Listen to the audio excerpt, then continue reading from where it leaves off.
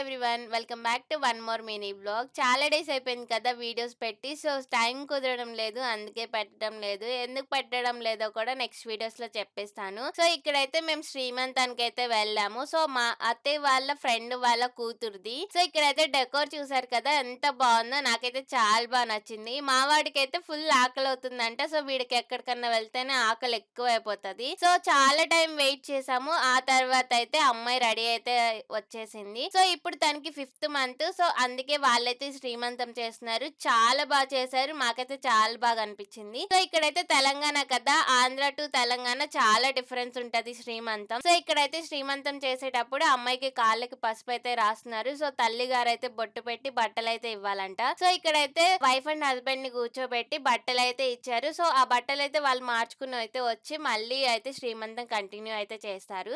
So, next వ్లాగ్‌లో ఏం జరిగిందో చూపిచ్చేస్తాను. Bye guys.